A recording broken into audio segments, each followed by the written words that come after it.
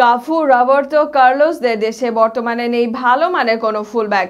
Left ও right ব্যাকে অনেকদিন ধরে ব্রাজিল দলের আস্থার প্রতিদান ছিলেন দানি আলভেজ ও মার্সেলো। এই দুয়ের বিদায়ের পর ফুলব্যাক পজিশন নিয়ে ছন্ন ছাড়া ব্রাজিল। সেখানে গিনির বিপক্ষে ম্যাচ খেলা আয়রটন লুকাসের পারফরমেন্সে মুগ্ধ হয়েছেন অনেকে। আয়রটন লুকাসের পারফরমেন্স, সম্ভাবনা এবং কিছু সীমাবদ্ধতা নিয়েও থাকছে নিচের প্রতিবেদনে। 2018 বিশ্বকাপের পর অফ ফর্মের জন্য ব্রাজিল দলের নিয়মিত দুই ফুলব্যাক দানি আলভেজ ও মার্সেলো ভিয়েরা দল থেকে ব্রাত্য হতে শুরু করেন।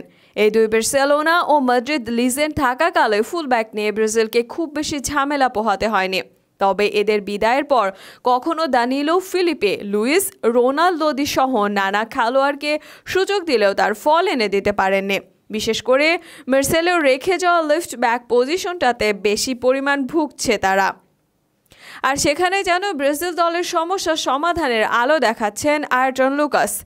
এক ম্যাচ দেখেই আয়রটনকে নিয়ে এমন মন্তব্য করার কারণ তার খেলার ধরন। দীর্ঘদিন ধরে লেফটে ব্যাকে থাকা রবার্তো কার্লোস ও কাফু দুজনই ছিলেন আক্রমণাত্মক। এছাড়া ব্রাজিলের উইং বর্তমানে বেশ স্ট্রং, তাই লুকাসের এই আক্রমণাত্মক কন্ট্রিবিউশন দলের উপর বেশ প্রভাব ফেলবে।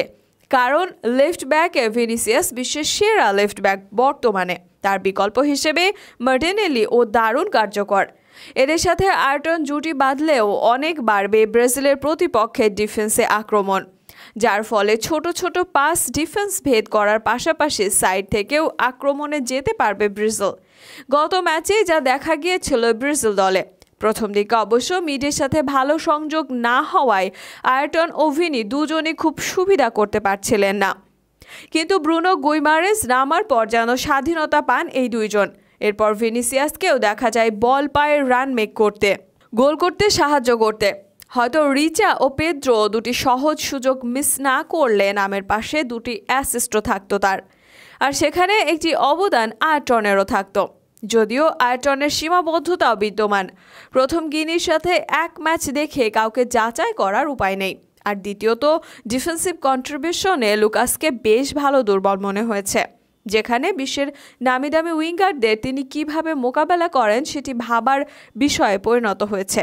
তবে সেটিও আগামী দিনে কয়েকটি ম্যাচ খেলার পর তার দুর্বলতা পুরোপুরি অনুমান করা যাবে। সবকিছু মিলিয়ে যে ধরনের লেফট ব্যাক ব্রাজিলের বর্তমানে দরকার ও ব্রাজিলকে বদলে দিতে পারে, আয়রটন সেই ধরনেরই খেলোয়াড়।